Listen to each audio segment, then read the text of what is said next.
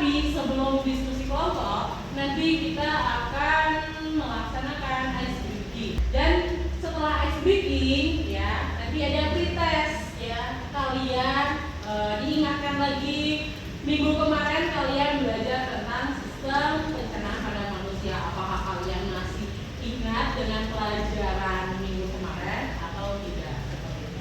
Nah, baik. Sekarang Ibu akan absen. Di sini masuk semua ya, berarti siap menerima pelajaran pada hari ini.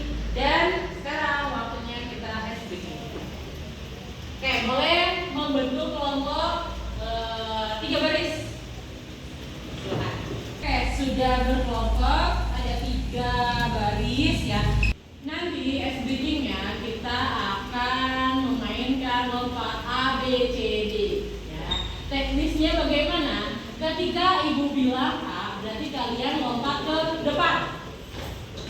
Lalu ketika Ibu bilang B, kalian lompat ke belakang. Ketika Ibu bilang C, berarti kalian lompat ke kanan. Kanan. Ketika Ibu bilang D, berarti kalian lompat ke kiri. Nah, benar ya, harus dipegang pundak temannya supaya tidak oleh yang belakang. Ya, siap? Yang depan nggak usah. Siap? Boleh dipegang, nggak apa-apa. Ya, siap ya? Sekarang A, B, baru latihan ya. C, terus D, nggak usah bersuara. Namanya konsentrasi, ini melatih konsentrasi kalian. Kalau temen kalian salah, berarti dia nggak konsentrasi, kalian yang konsentrasi. Oke, kita mulai ya. Sekarang AC. Ya. Lagi ADD.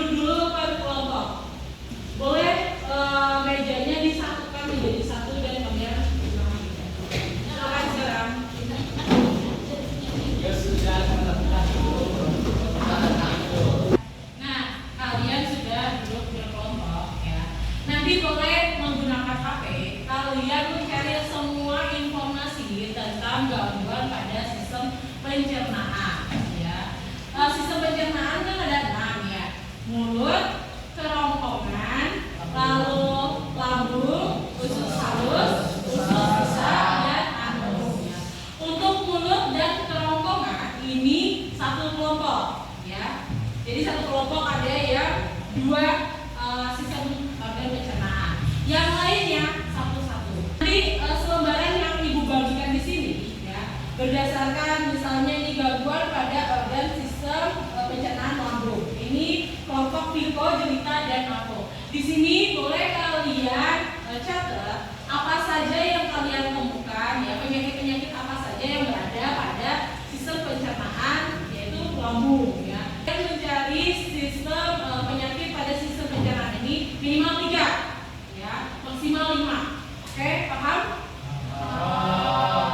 Terus dari internet juga nanti kalian mengirimkan, ya, gambar misalnya gastritis ini seperti apa gambarnya, kalian kirim ke ibu, ya. Ketika nanti perwakilan dari kelompoknya Pico maju, ya, presentasi apa hasil dari penemuan-penemuan dari internetnya Pico, ya, gambarnya juga akan ditampilkan di depan supaya teman-teman yang lain ini juga dapat paham juga seperti apa sih, ya, kondisinya ketika lambung kita luka atau yang lainnya seperti itu. Paham? Silakan perwakilan kelompok ini, ya, organ lambung Pico, silakan. Lalu usus halus Wineta, mulut dan kerongkongan ini Stefano.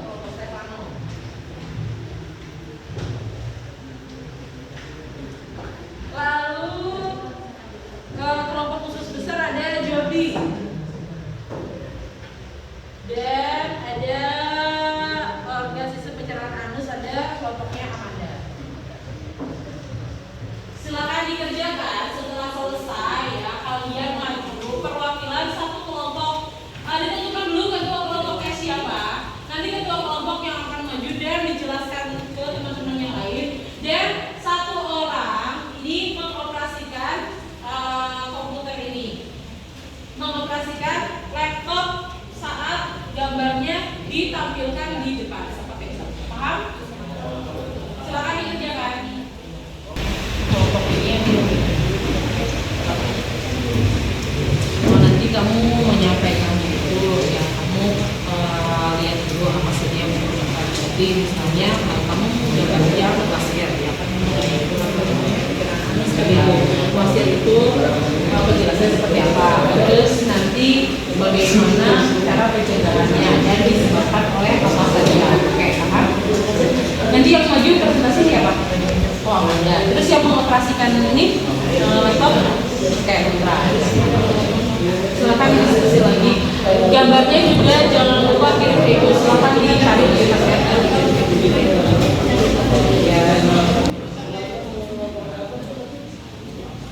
Yosua dan Pico sudah selesai? Belum, Bu. Kalau belum, kenapa berbicara? Kenapa ngobrol? Silakan diselesaikan. Baik, Bu. Kelompok Pico dan pencernaan pada lambung. Ada yang ditanyakan?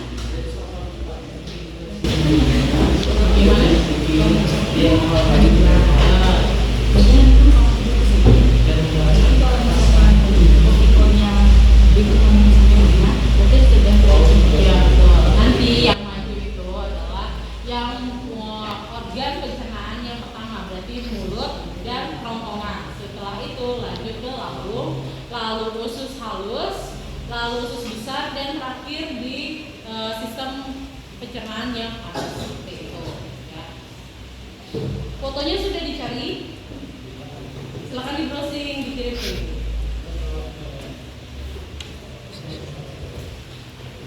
Kelompok ini bagaimana, ada yang ditanyakan?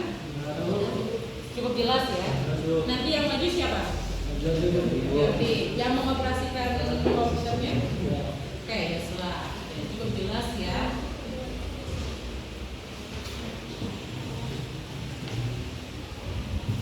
Kelompok ini gambarnya? Sudah dikirim ke Ibu? Siapa nanti yang maju? Wineta. Yang mengoperasikan komputernya? Oke. Dilanjut. Kalau abang ini ada kesulitan? Tidak ada, lancar ya? Gambarnya sudah dikirim ke Ibu? Sudah. Nanti yang maju siapa? Stefano. Oke, bersama Wilbert yang mengoperasikannya. Oke, silakan bekerja.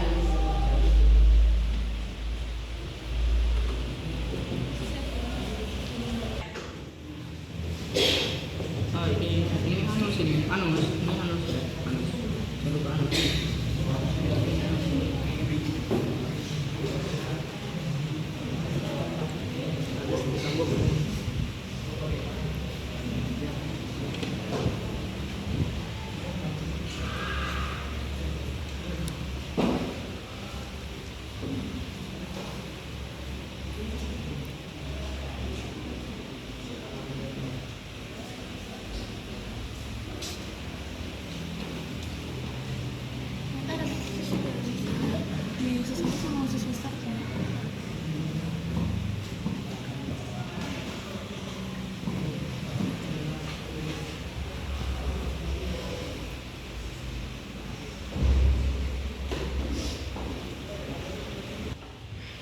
Oke, baik, sudah selesai semuanya diskusi. Berarti sekarang tahapnya kita masuk ke presentasi.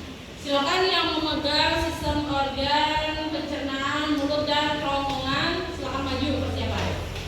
Setelah itu langsung ke lambung dan usus halus, lalu usus besar, dan yang terakhir di sistem pencernaan. Nah, ini juga sudah dikirimkan oleh kalian ya. Ketika nanti temannya berbicara di depan, yang satu lagi mengoperasikannya. Gitu. Silakan. Oke, silakan kelompoknya Stefano untuk memulai presentasinya. Selamat pagi teman-teman semua dan guru. Perkenalkan, saya Stefano dari kelompok gangguan pada organ sistem pencernaan mulut dan kerongkongan.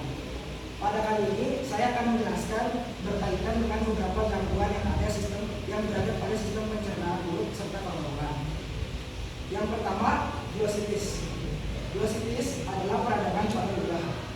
Pada beberapa kasus yang lebih parah, glossitis mampu memicu penyumbatan pernapasan saat lidah membengkak sangat parah. Beberapa hal yang dapat menyebabkan glossitis adalah A. Reaksi alergi terhadap gigitan tertentu, termasuk juga makanan maupun pengobatan tertentu. B. Trauma mulut yang biasanya disebabkan oleh luka. C. Mulut kering. 2. Stomatitis atau sariawan. Stomatitis yaitu radang yang terjadi pada mukosa mulut. Biasanya berupa bercampuri keangkinan. Gejalanya berupa rasa panas atau terbakar yang terjadi 1 atau 2 hari yang kemudian bisa menimbulkan luka di rongga mulut. 3. Oral leukoplakia atau lakuri pada rongga mulut. Oral leukoplakia adalah suatu kondisi di mana terdapat luka pada rongga mulut yang tebal, putih, terbentuk di lidah dan lapisan mulut Anda. Merokok adalah penyebab paling umum, tetapi iritasi akibat paparan lain juga dapat menyebabkan kondisi ini. 4. Esofagitis. Esofagitis adalah peradangan di lapisan kerongkongan, yaitu organ yang berfungsi menyalurkan makanan dari mulut ke lambung. Esofagitis dapat disebabkan oleh kerusakan pada kartuk kerongkongan dan juga efek sampingnya berupa penggunaan obat atau infeksi. Umumnya, esofagitis ditandai dengan gejala berupa 1. Rasa seperti terbakar di dada. 2. Nyeri saat menelan.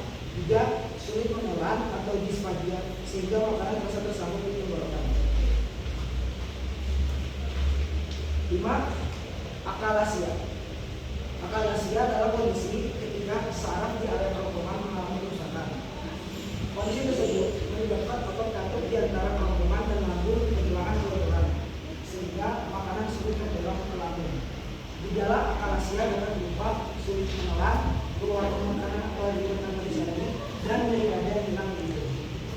Sekian penjelasan dari kelompok kami. Terima kasih. Oke, apakah ada yang mau ditanyakan?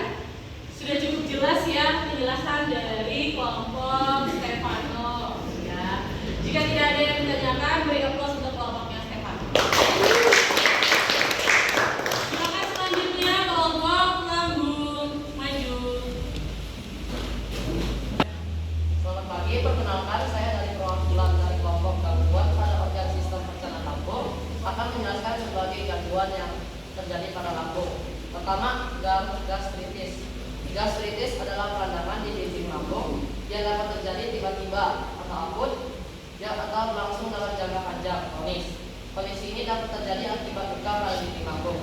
Gejala utama gastritis adalah nyeri di perut bagian atas yang dapat memburuk atau membaik setelah makan, mual dan muntah, dan perut terasa kembung setelah makan. Penyakit kedua, luka lambung. Luka lambung adalah luka pada lapisan lambung dan usus halus bagian atas. Pengikisan dan luka tersebut umumnya disebabkan oleh infeksi bakteri Helicobacter pylori atau penggunaan obat pereda nyeri dalam jangka panjang. Umumnya luka lambung menimbulkan nyeri ulu hati. Gejala lainnya bisa muncul pada luka lambung adalah rasa lega dan kembung, mual dan muntah, feses berwarna gelap, perubahan nafsu makan, dan penurunan berat badan yang tidak diketahui sebabnya. Penyakit ketiga, gastroesophageal reflux disease atau GERD atau penyakit asam lambung terjadi ketika asam lambung naik ke menuju kerongkongan. Kondisi ini disebabkan oleh melemahnya kartus Siegler yang terletak di dalam saluran kerongkongan bagian bawah. Pada orang sehat, kartus tersebut akan berkontraksi dan membentuk saluran kerongkongan setelah makanan turun ke lambung. Namun pada penderita GERD, kartus yang lemah menyebabkan kerongkongan tetap terbuka sehingga asam lambung naik ke kerongkongan.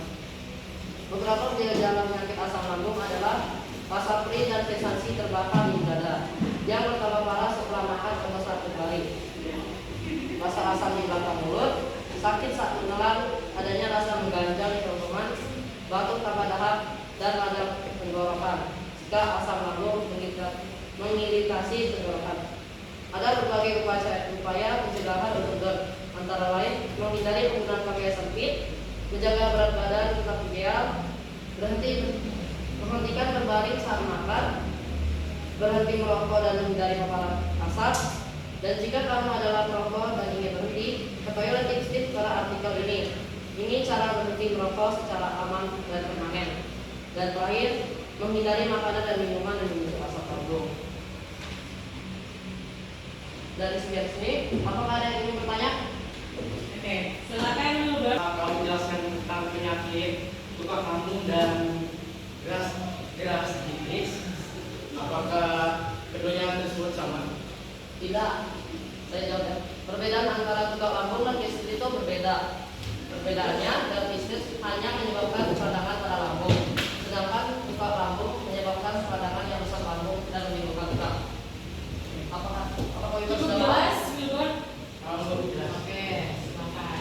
Apakah ada yang ingin bertanya lagi? Ada lagi yang mau ditanyakan? Ya, Oke, silakan Yusua. saya mau bertanya apa perbedaan antara penyakit GERD dan penyakit MAH? Oke, silakan. Perbedaan dari penyakit ya sama-sama di lambung ya, GERD dan MAH. Oke, silakan dijawab. Perbedaan MAH itu ciri-cirinya itu menyeri di ulu hati, mual sampai bisa muntah, perut kembung, sering sendawa dan begah, dan gampang masuk angin. Sedangkan ciri-ciri pada penyakit GERD, susah menelan, rasa asam di mulut, dada terasa panas dan nyeri, sesak napas, dan kerongkongan sakit dan perih.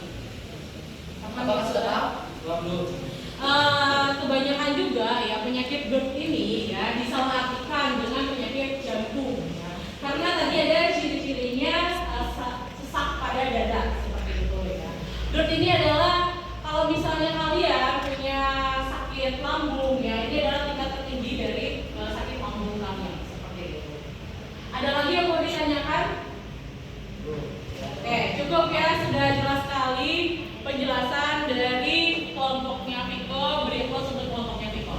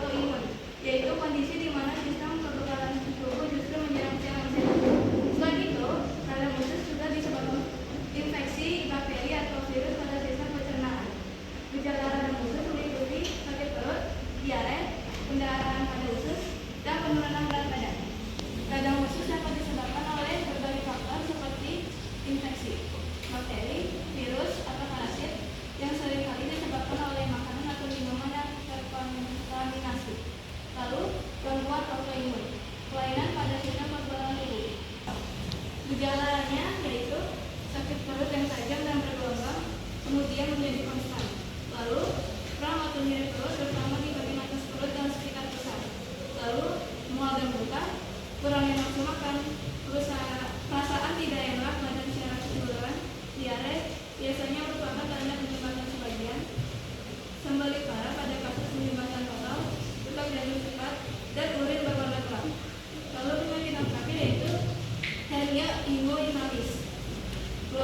Hernia yang mengejar saat buang air besar yang kelebihan berat badan. Sekian presentasi dari kelompok kami. Oke, ini Ibu pertegas lagi ya.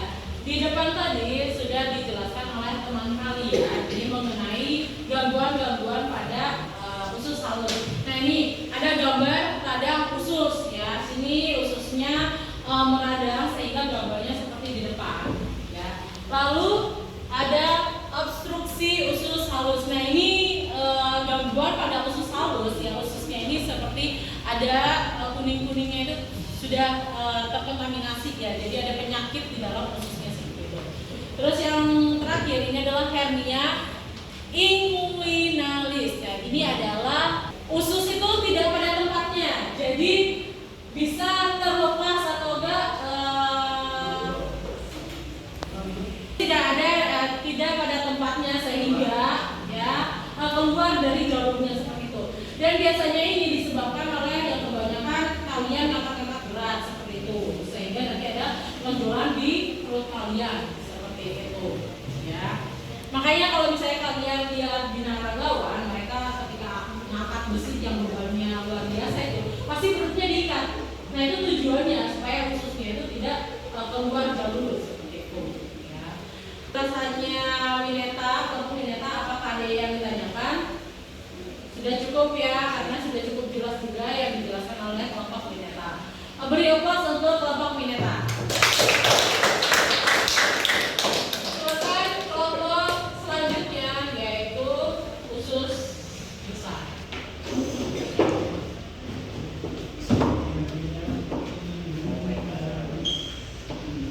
Perkenalkan, nama saya Jobi Muhammad dari kelompok gangguan pada organ sistem pencernaan usus besar. Gangguan pada organ sistem pencernaan usus besar.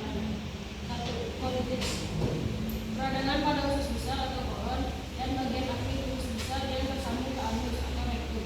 Penyebab yang ini dipicu oleh faktor lingkungan seperti virus atau virus.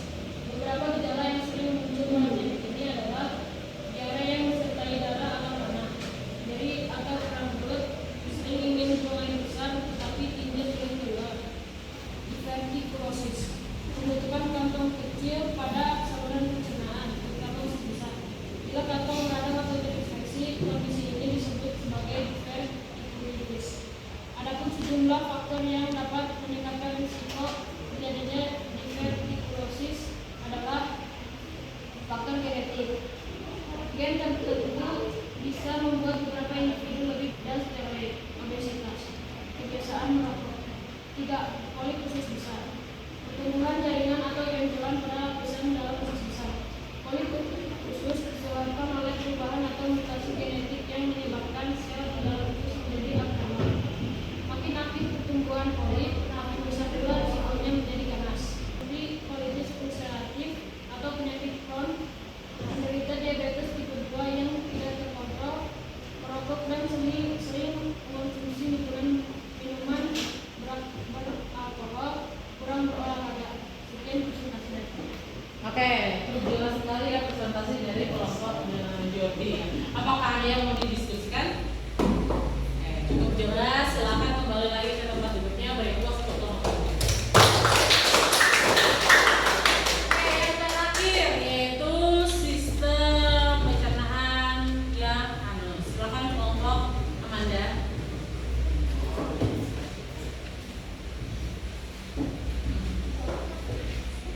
Perkenalkan, nama saya Amanda. Saya berada di kelompok sistem pencernaan anus. Pada hari ini saya akan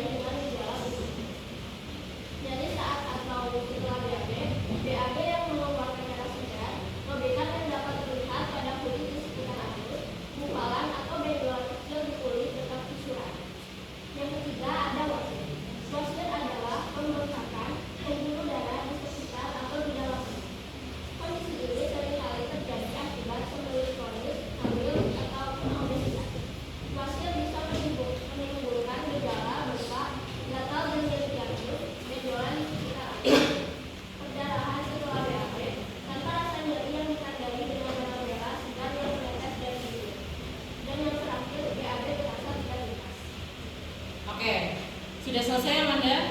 Oke. Apakah ada yang mau ditanyakan dari penjelasan Amanda? Silakan. Oke, silakan Viko. Ada dari semua penyakit yang kau sebutkan, apakah ada beberapa cara yang bisa kita menghindari dari penyakit tersebut? Baik, caranya adalah kita harus menjaga gaya hidup kita. Makan makanan yang sehat dan serat agar fases yang dikeluarkan tidak keras dan banyak minum air. Oke, cukup jelas? Ya, diulang ibu lagi ya. Karena ini adalah organ terakhir pembuangan dari sisa makanan kalian. Jadi intinya jaga pola hidup sehat, makan makanan yang bergizi, tinggi serat, dan minum air putih yang banyak supaya tidak menjadi suatu penyakit, terutama sakit-sakit yang basir, terus sembelit seperti itu. Paham kita? Oke. Jika tidak ada lagi yang ditanyakan, beri aplaus untuk kelompok Amanda. Sudah selesai sampai di akhir diskusi kita. Ibu minta tolong ada satu orang yang menyimpulkan dari pertama teman-teman kalian presentasi hingga akhir. Silakan siapa yang mau untuk menyimpulkan? Oke, silakan Stefano. Silakan Stefano. Jadi setelah presentasi yang telah dipaparkan oleh teman-teman sekalian, saya akan memberikan kesimpulan terkait dengan gangguan pada sistem pencernaan manusia. Ada beberapa penyakit yang berkaitan dengan sistem pencernaan manusia, dimulai dari mulut hingga anus. Oleh sebab itu, saya ingin mengajak teman-teman sekalian untuk menjaga pola hidup dan juga pola makan dengan memakan makanan yang bergizi seperti sayur-sayuran atau buah-buahan.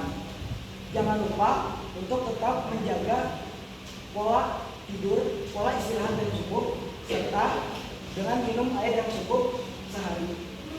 Sekian kesimpulan dari saya, semoga teman-teman semua dapat paham. Sekian dari saya, Stefano, terima kasih. Oke, tepuk tangan dulu Stefano.